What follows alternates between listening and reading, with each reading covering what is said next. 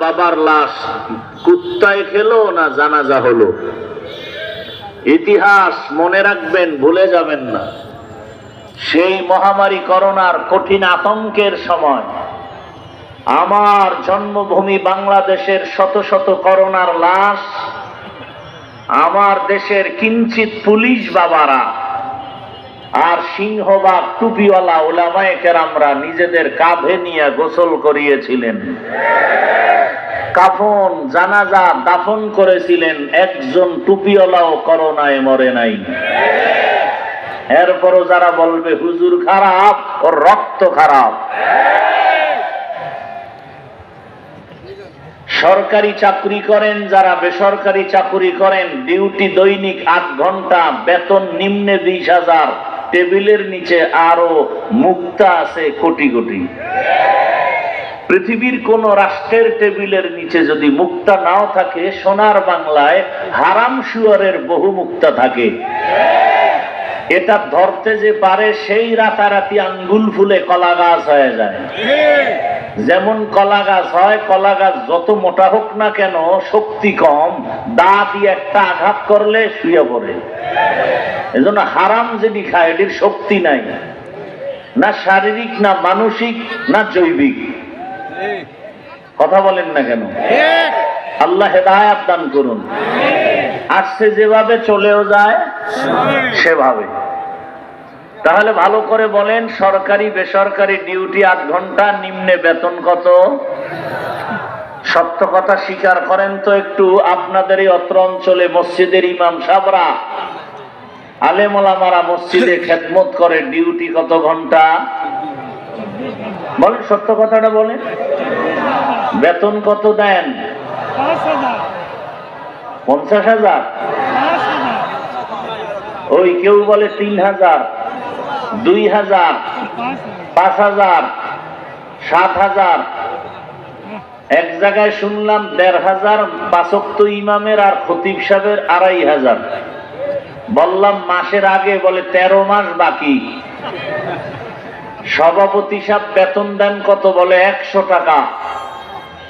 Secretary সাহেব সভাপতির থেকেও বড় ধনী, তিনি দেন কত? বলে 50।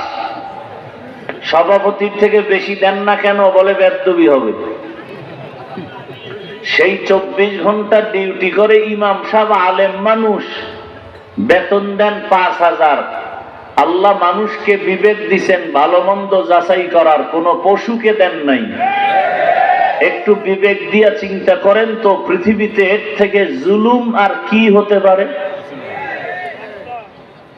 এরপরও কি কোন ইমাম সাহেব কারো সাথে খারাপ আচরণ করেছে? অথচ সরকারেরটা খাইয়া লইয়া যাদের ভুঁড়ি মোটা, এরা আবার সরকারের বিরোধিতা করে, মানববন্ধন করে, বলে স্কেল বাড়াও নাইলে গদিতে লাল বাতি জ্বালায় দেব। আর ইমামের 24 ঘন্টা ডিউটি, বেতন নাই, মাসে মাসে নাই। সেই ইমামকে রাখে আবার রিমান্ডে। জহুরের নামাজে নাই, আসরের নামাজে রিমান্ড শুরু। রিকশাওয়ালা কয়, জহুরে ছিলেন কই? ইমাম সাহেব কয়, কে তুমি? বলে আমি রিকশা চালাই। পাওয়ার কেন? বলে 5 টাকা বেতন দেই। সেই পাওয়ার। এরকম বেয়াদব আছে না নাই?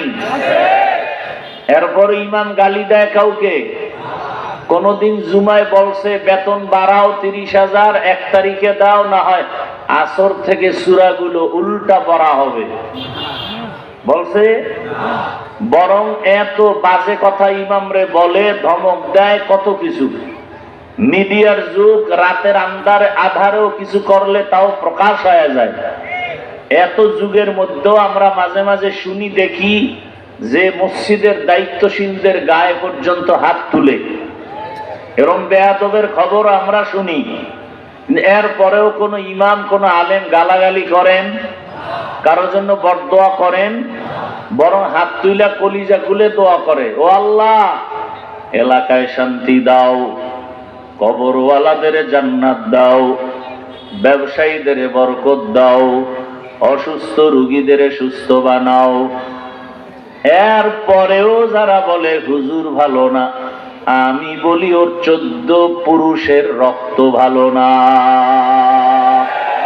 मेरा एजाज करदन बेहिसाब हल्के रादा दन जवाबे बासवाब हक न दारद दोस्ते खल्का ज़ारे राह निस्ते ई खसलत एके दिनदारे राह।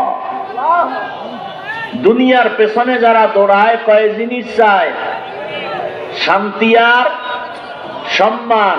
একজনও শান্তিতে নাই, একজনেও শান্তি নাই, মানি ভিতরেও জ্বালা বাইরেও জ্বালা।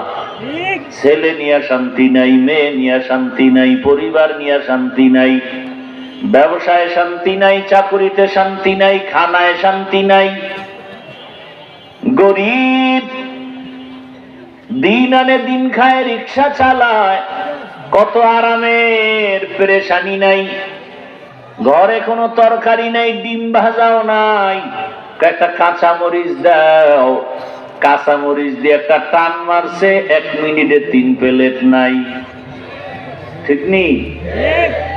আর দুনিয়াওয়ালারা টেবিলের মধ্যে কত খানা, কত সবজি, কত শাক, কত ভর্তা, কত মাছ, কত গোশত, খাইতে পারে না। ডাক্তার কয় খাইও না, রেড সিগন্যাল লাগায় দিলাম, খাইলেই মরবি। কত এত কিছু খাওন কি করবো? কয় দেখবি আর জিব্বায় বাড়ি মারবি, ভিতরে নিবি না বিপদ। এরে আল্লাহর গোলাম,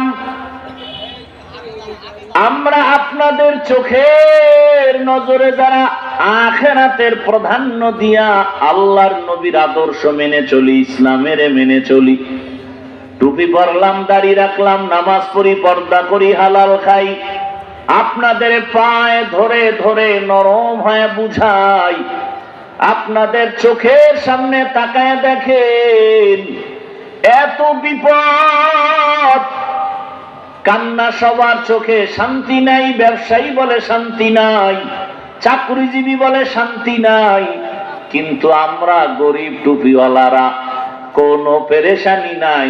আগেও যেমন এখনো তেমন। আমাদের শান্তি দেওয়ার মালিক আল্লাহ। আল্লাহ বলেন আমাকে ভয় কর। এই শীতের মধ্যে ওযু বানায় নামাজ পড়া যে কত কষ্ট, এরপরও ওযু বানায় নামাজ আদায় করি আল্লাহর ভয়।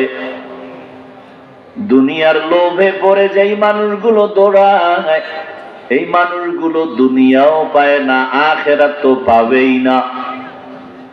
দুনিয়া দুনিয়া করতে করতে জীবন শেষ। এমন দুনিয়া কামাই করছে যে ছেলে পর্যন্ত বাবারে মারতে দ্বিধা করে না, স্বামী স্ত্রী জবাই করে ফেলে। তো দুনিয়াটা বড় কঠিন এক জায়গা, কোনো শান্তি নাই। আখিরাতের ফসল কামাই করার জায়গা, এই দুনিয়া নামক জায়গার কোনো মূল্য নাই। দিলেন কেন? বলে একটু জরুরত সারার জন্য। যেমন আমি উদাহরণটা এভাবে দেই, আপনাদের তিলকপুর কি থানা? থানা কি? আক্কেলপুর থানা। মনে করেন এখানে একটা সুন্দর বাজার, টাকা ব্যয় করে একটা সুন্দর 5 তলা বিল্ডিং করেছে একজন আল্লাহর বান্দা, অনেক টাকা ব্যয়, মার্বেল পাথর দিয়া বাহিরে টাইলস করা, ভেতরটা তো আরো সুন্দর, বাইরে দাঁড়ালে চেহারা দেখা যায়, সুন্দর কমপ্লিট বিল্ডিং করে টুলেট লাগাইয়া দিল। বলে আমার ফ্ল্যাট ভাড়া হবে। সম্ভ্রান্ত পরিবারের ভদ্র ফ্যামিলির সন্তান আসলে ভাড়া দেয়া হবে। একজন ভালো মানুষ বিল্ডিংটা দেখে বড় সুন্দর, ভেতরে ঢুকলো ভাড়া নেওয়ার জন্য, দেখে কেমন, পুরা বিল্ডিং দেখলো, প্রত্যেকটা সুন্দর তালা, বেডরুম, ড্রয়িং, ডাইনিং রুম অনেক সুন্দর। একেবারে নিচ থেকে উপর পর্যন্ত দেখার পরে নিচে নাইমা কপালে হাত দিয়া বলে আফসোস। মালিক কয় কেন? বলে এত সুন্দর একটা বিল্ডিং, একটা বাথরুমও নাই, উভয় কি? কয় ভাই আমার এলাকাটা তো পবিত্র, এই জন্য বিল্ডিং এ বাথরুম রাখি নেই। তো বাথরুম যদি প্রয়োজন হয়, এখান থেকে আধা কিলোমিটার দূরে ওখানে সুন্দর করে বাথরুম বানানো। তোমার প্রয়োজন হলে তুমি নক করবা, সাথে সাথে তোমাকে আমার কর্মচারী ওই আধা কিলো দূরে বাথরুমে নিয়ে যাবে। আমার এই বাড়ি পরিচ্ছন্ন, দুর্গন্ধময় করব না বিদায় বাথরুম বহু দূরে দিছি। এইবার বলে তোমার বাড়ি ফিরিয়ে দিলেও নিব না। কেন? বাথরুম নাই। এত দাম বাথরুমের? কহ তাহলে 1 মাস আগে বললে তো পুরা বিল্ডিং বাথরুম বানায় দিতাম। কয় না তাও হবে না। তো কি হবে? বলে প্রত্যেক ফ্ল্যাটের মধ্যে সুন্দর করে কমপক্ষে একটা বাথরুম, না হয় 2টা দাও, না হয় প্রত্যেকটা রুমে রুমে দিলে আরো ভালো।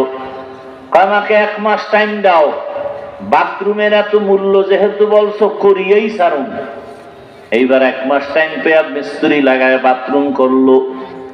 এত সুন্দর ড্রয়িং ডাইনিং বেডরুম থেকে আরো সুন্দর করে বাথরুম বানাইয়া এসি লাগাইয়া দিছে।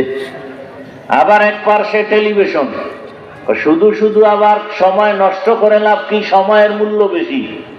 যেহেতু বাথরুমে তুমি থাকবা, বসে বসে দেশের খবর নিও। যেহেতু কমোড গুলো হাই কমোড, চেয়ারওয়ালা, আবার হাতা লাগায় দিছে। এখন এত সুন্দর বাথরুম দেখার পরে কোন বোকায় কি বলবে? বেডরুমের থেকেও বাথরুম অনেক সুন্দর। আমার একটা বিছানার চাদর আর একটা বালিশ দিয়ে কমপক্ষে আধা ঘন্টা একটু রেস্ট নিব। কেউ যাবে? এ কথা কেউ বলবে না। তাহলে বাথরুম এত সুন্দর করে বানাইলা কেন? একমাত্র কারণ হলো বাথরুম হলো সামান্য সময়ের জরুরত সারার জন্য। কি জন্য? জরুরত সারার জন্য। বাথরুম তোমার থাকার জায়গা না, ঘুমানোর জায়গা না, আরামের জায়গা না, জিন শয়তানের জায়গা, পোকামাকড়ের জায়গা। জরুরতটা সারা হলে দৌড় দাও। তবে একটু সতর্ক, বাথরুমে ঢুকতে গেলে কিন্তু ময়লা তোমার জামা কাপড়ে লাগতে পারে। তো কি করবো? সব বাইরে খুইলা এরপরে ল্যাংটা যাবি? না না, সতর্ক অবস্থায় যাইও যেন না লাগে। যদি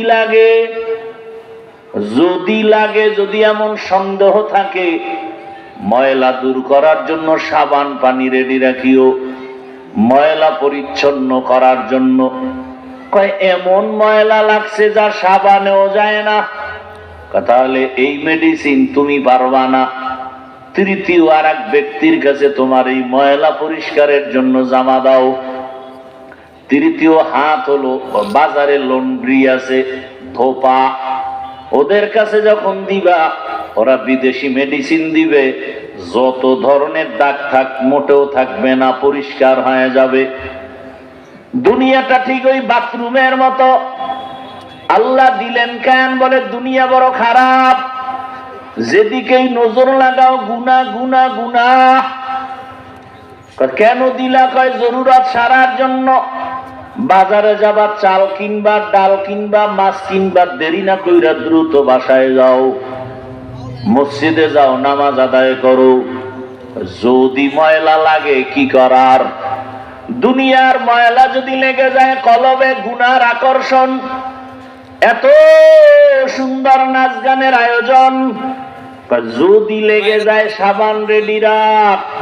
কলবের ময়লা পরিষ্কার করার জন্য সাবান হলো আমার আল্লাহর দেওয়া জিকির। লিকুল্লি শাইইন সিকালা ওয়া সিকালাতুল কুলুবি যিকরুল্লাহ। প্রত্যেকটা ময়লা জিনিস সাফ করার হাতিয়ার আছে। লোহায় ময়লা লাগবে, র‍্যাপ লাগাও। কাপড়ে ময়লা লাগে, সাবান লাগাও। কলবের মধ্যে যাদের গুনার ময়লা, তোমরা আমার মাওলার জিকিরের সাবান লাগাও। যত সাবান লাগাইবা ময়লা থাকবে না। তোমার কলবে গুনার ময়লার কারণে নামাজ ভালো লাগে না, রোজা ভালো লাগে না, তেলাওয়াত ভালো লাগে না, জিকির ভালো লাগে না। গুনার ময়লা দূর করো। তোমার মতো যুবকটা জেনারেল লাইনে স্কুলে পড়ে, কলেজে পড়ে, টাইম মতো নামাজে যায়, আর তোমার কাছে নামাজটা কেমন খারাপ লাগে, কারণ তোমার অন্তরে গুনার ময়লা সাফ করার জন্য আল্লাহর নামের জিকির লাগাও। একজনে বলে এমন ময়লা লাগছে জিকিরেও যায় না, জিকিরও করি, বিড়িও টানি, জিকির করি, নামাজ পড়ি, সুদের টাকায় ব্যবসাও করি, এই ময়লা কেমনে সাফ করব, পারি না। বলে এই ময়লা সাফ করার জন্য তোমার হাত হবে না, তৃতীয় হাত লাগবে। এই জমিনের জায়গায় জায়গায় তৃতীয় হাতওয়ালারা বিদেশি মেডিসিন নিয়ে বসে আছেন।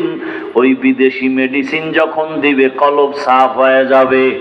ওই মেডিসিন কোথায় পাবা তৃতীয় ব্যক্তি? বলে জমিনে খুঁজা দেখবা হাজারো লাখো মানুষের ভেতরে, আকাশেতে লক্ষ তারা এক চাঁদের আলো, লক্ষ মানুষের ভেতরে একজন আল্লাহর ওলি ভালো। এমন আল্লাহওয়ালা আছে না নাই? তুমি বাম হাতে পানি পান করো, কিন্তু আল্লাহওয়ালা বাম হাতে পানি পান করবে না। তুমি উল্টা পাল্টা পথে দৌড়াও, আল্লাহওয়ালা উল্টা পথে দৌড়াইবে না। ওই আল্লাহওয়ালার কাছে যাও। আর বিদেশি মেডিসিন যখন দিবে, বলে বিদেশি মেডিসিনটা কি? বলে বিদেশি মেডিসিনের নাম হলো তাকওয়া। হরকে দারত খৌফে হকদার দিল মদম জন্নতুল মাওয়া দেহদ রাম কাম জুজবা হক ছি জে মখাজ ইনসুজা ফজলে উআ মস্তে দর জুমলা জাহা। আল্লাহর জন্য বারবার বলেন তাকওয়া মানে আমাকে ভয় করো। কাকে? জোরে বলেন কাকে? আল্লাহকে ভয় করো। যদি প্রশ্নটা করি এই ময়দানের ভেতরে, আপনারা কারা কারা আল্লাহকে ভয় করেন? যদি করি তবে সবাই হাত উঠাবে না? অথচ এখানে বহু আল্লাহর আশেকরা আছেন, ফজর পড়ে নাই, জোহর পড়ে নাই, আসর পড়ে নাই, মাগরিব এশা পড়ে নাই, এমন লোক এখানে নাই? সেও দুটো হাত উঠায় বলবে আমি আল্লাহকে ভয় করি। আমি নামাজ পড়ে বলি আল্লাহকে ভয় করি। আপনি দাড়ি না রেখে বলেন আল্লাহকে ভয় করি। আমি দাড়ি ঠিক রাখিয়া বলি আল্লাহকে ভয় করি। আপনি হারাম খাইয়া বলেন আল্লাহকে ভয় করি। আমি হালাল খাইয়া বলি আল্লাহকে ভয় করি। আপনি বেপর্দায় চলেন আর বলেন আল্লাহকে ভয় করি। আমি পর্দা রক্ষা করে চলিয়া বলি আল্লাহকে ভয় করি। একটু বলেন এই দুই ভয় কি সমান? আসলে আপনি ভয় কি জিনিস বুঝেনই না। আমি উদাহরণটা এভাবে দেই। একটা সন্তান বাবারে ভয় করে, প্রমাণ কি? বলে বাবার সামনে কখনো অন্যায় করে না। কেন? বলে শাস্তির ভয়। একটা ছাত্র শিক্ষকের ভয় করে, প্রমাণ কি? বলে শিক্ষকের সামনে ছাত্র অন্যায় করে না। কেন? বলে শাস্তির ভয়। ঠিক এই জমিনে যেই বান্দা আমার আল্লাহকে ভয় করবে, আসলেই যদি ভয় করে, আল্লাহর আযাবের ভয়ে গলায় ছুরি লাগাবে, দাড়ির মধ্যে অস্ত্র লাগাবে না। হরকে দারত খৌফে হকদার দিল মদম জন্নতুল মাওয়া দেহদ রাম কাম জুজবা হক ছি জে মখাজ ইনসুজা ফজলে উআ মস্তে দর জুমলা জাহা। আপনাদের ক্লান্তি ভাব আসতেছে, ঘুমের নেশা। এ জাতি তো রাতের বেলা ঘুমায় না, মোবাইলের হক আদায় করে। আল্লাহর কাছে একটা নিয়ে যাইতে হইব না? আল্লাহ যদি দৈরেই ফেলায়, জীবনে কিছু করছো, আল্লাহ কিচ্ছু না করলো, অন্তত একটা হক আদায় করছে। মা বাবারটা পারি নাই, বউয়েরটা পারি নাই, ভাই বোনের হক আদায় করি নাই, তবে মোবাইলেরটা করেছি সারা রাত। এমন একটা রাত নাই যে রাতে জেনা করি নাই। মোবাইলের মাধ্যমে চোখের জেনা, হাতের জেনা, জবানের জেনা, অন্তরের জেনা। জেনা করতে করতে চেহারাটা ভাল্লুকের মতো হয়ে গেছে। চেহারার মধ্যে কোনো নূর নাই, কোনো সৌন্দর্য নাই, কোনো আকর্ষণ নাই। গুনাহ করতে করতে চেহারাটা কালো হয়ে গেছে। সারা রাত ঘরে ঘরে ঘরে ঘরে রুমে রুমে মোবাইলের দ্বারা গুনাহ। উচিত ছিল ঘুমের থেকে উঠে দেখবে চেহারাটা বানর হয় না কেন? একমাত্র আখিরি নবীর উম্মত হওয়ার বরকতে আল্লাহ চেহারা পরিবর্তন করেন নাই। অন্য নবীদের উম্মতেরা গুনার কারণে চেহারা বানর হয়ে গেছে, আখিরি নবীর উম্মতেরটা হবে না। নবী আল্লাহর কাছে চাইয়া নিছেন, আমার উম্মতের বেইজ্জতি কইরো না। এরে নবীরা আশেক, আজকে দুঃখ, তোমার নেতারে গালি দিলে কষ্ট লাগে, কিন্তু আমার রসুলের গালি যখন দেয়, আল্লাহরে দেয়, তখন তোমার জবানে বিরোধিতার কোনো আওয়াজ নাই, বরং কিছু কুলাঙ্গারের কথা শুনি তারা আল্লাহরে গালি দেওয়ার পরেও তাদের পক্ষে কথা বলে। আউল বাউল ফাউল কথা কয় না। তোমার রাস্তায় তুমি চলবা, কোনো দ্বন্দ্ব নাই। হিন্দু তোমার ধর্ম পালন করো, ইসলাম স্বাধীনতা দিছে। বৌদ্ধ তোমার ধর্ম পালন করো, ইসলামের স্বাধীনতা। হিন্দু তোমার ধর্ম পালন করো, ইসলামী স্বাধীনতা। কিন্তু যদি ইসলামের উপরে আঙ্গুল তুলো, তখন আর রক্ষা নাই। কথা বুঝেন নাই? আপনারা অনেকেই নামাজ পড়েন না, কিন্তু আল্লাহরে ভালোবাসেন না, ইসলামের মহব্বত করেন না। এ কারণে আপনার সাথে ঝগড়া নাই, তর্ক নাই, হাসি মুখে বুঝাবো। কিন্তু যদি বলেন নামাজ পছন্দ করি না, তখন আর কোনো হাসি মুখ নাই, পাইলেই জুতার বাড়ি। কারণ নামাজ পড়েন না, আপনি মুমিন। কিন্তু নামাজ যদি বলেন পছন্দ করি না, আপনি বেঈমান। দাড়ি রাখেন না, কোনো ঝগড়া নাই, আপনি মুমিন। কিন্তু যদি বলেন দাড়ি পছন্দ করি না, তখন আর কোনো ছাড় নাই, আপনি বেঈমান। পর্দা করবেন না, করেন না, আপনি মুমিন। যদি পর্দার পছন্দ করে না বলি, সাথে সাথে বেঈমান। কথা বুঝাইতে পারতেছি? ভালো করে বুঝার চেষ্টা করেন। বাউল মানে কি? বাউল, বাউল অর্থ কি? বাউল, বাউল শব্দ গুগলে সার্চ দাও, লেখা হলো উন্মাদ, পাগল। বাউল শব্দের অর্থ কি? উন্মাদ, পাগল। তো ওই গোষ্ঠী বাউল রাখলো কেন জানি না, ওগো মাথা মাথা নষ্ট। বাউলেরা গান গায়, যাই করুক, কোনো আফসোস বা কোনো চিল্লা চিল্লি আমাদের ছিল না। যখনই আমার আল্লাহর উপরে আক্রমণ আসছে, এখন আর দেরি করাটা, এটা মুনাফিক ছাড়া কেউ পারে না। যুবক বাবারা, একটা ওয়াদা করাইতে চাই, করবানি? ইনশাআল্লাহ করবা।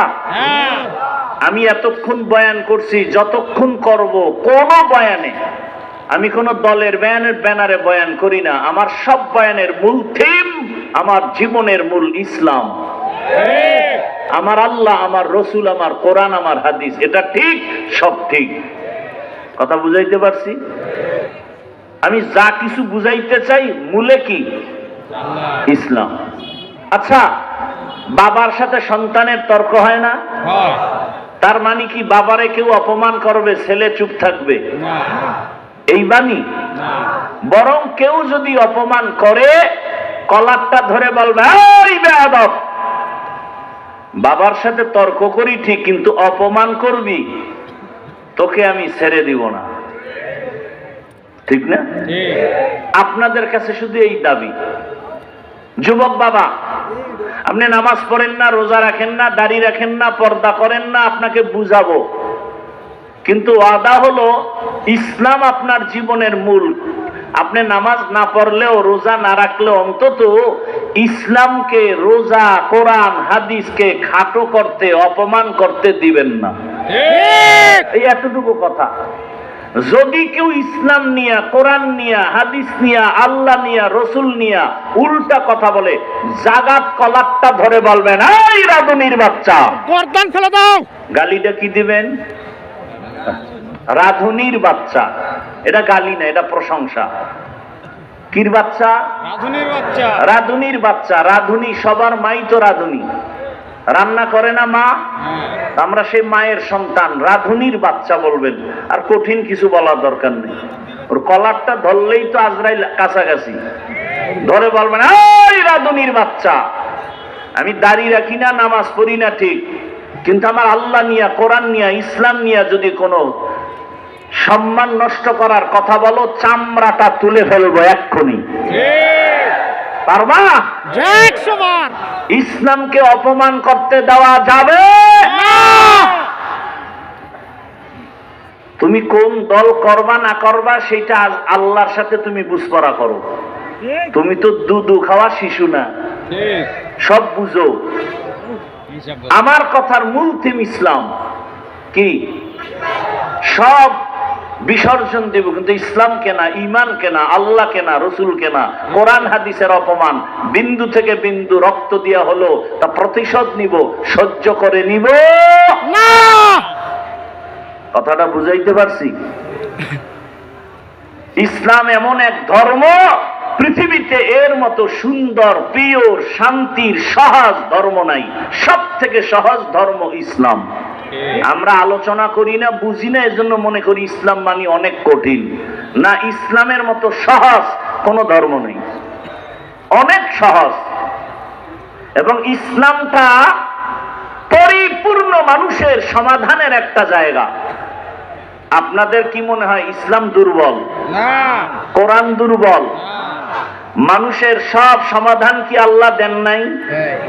না, কোন ভুলে একটা জায়গায় আল্লাহ বোধহয় দিতে ভুলে গেছেন। কেন বলেন ইসলামে, কোরআনে রাষ্ট্রনীতি নাই? কথা বলেন না কেন? সুলাইমান নবী গোটা দুনিয়া পরিচালনা করেন নাই? ঘটনা কোরআনে নাই? ইউসুফ নবী মিশরের অর্থমন্ত্রী ছিলেন না? ঘটনা কোরআনে নাই? রহমতের নবী মদিনার রাষ্ট্র চালান নাই? হ্যাঁ, আপনি একটু আগেই বলছি আপনি নামাজ পড়েন না, ঠিক আছে, আপনাকে বুঝাবো, কিন্তু আপনি এই কথা বললেন না আমি নামাজ পছন্দ করি না, তাহলে কিন্তু আপনার সাথে আমার যুদ্ধ হবে, কারণ আপনি বেঈমান। আপনি আল্লাহর কোরআনে বর্ণনা করা রাজনীতি আপনি যদি না করেন, কোনো ঝগড়া নাই, কিন্তু যদি বলেন এটা কোরআনে নাই, ইসলামে নাই, পছন্দ করি না, তাহলে যুদ্ধ হবে। কথা বুঝাইতে পারলাম? আল্লাহর কথাকে আপনি নাই বলবেন, এই সাহস আপনাকে দেওয়া হয় নাই। আপনি মানেন না, সেই দুর্বলতা ভিন্ন। আল্লাহ বুঝার তৌফিক দান করেন। তো মানুষ দুনিয়া দুনিয়া দুনিয়া দুনিয়া করে কেন? এত বয়ান, এত বয়ান, এত বয়ান, রাত নাই দিন নাই খালি বয়ান। দাওয়াত ও তাবলীগ ওয়ালাদের বয়ান, পীর মাশায়েখের বয়ান, আমাদের বক্তাদের বয়ান। কি কিছুক্ষণ থাকবেন? না, ধৈর্য হারাই ফেলছেন। এতগুলো মানুষ এক জায়গায় বসে আল্লাহর কাছে একটু মা বাবার জন্য দোয়া করব, এই সুযোগ কি আর পাবেন? এই সুযোগ হাতছাড়া যারা করবে, এদের মতো পোড়া কপাল আর কেউ আছে? আল্লাহ হেদায়েত দান করুন। কত রাত কাটাইছেন শুধু গুনাহ করে, গল্প করে, আড্ডা করে। আজকে আল্লাহর কোরআনের জন্য কি একটু সময় দেওয়া যাবে না? শেষ দোয়া করে যাবেন ইনশাআল্লাহ। আল্লাহ কবুল করেন। ভাইরা আমার, দুনিয়ার লোভে পড়ে দুনিয়ার সব মানুষ পেছনে ধরে, আমি হুজুরও যদি দেখেন উল্টা পাল্টা করি, বুঝবেন দুনিয়ার লোভ। কারণ রহমতের নবী বলছেন দুনিয়ার মোহাব্বত আর লোভ হলো সব ধ্বংসের মূল কারণ। এই লোভ আবার তিন প্রকার।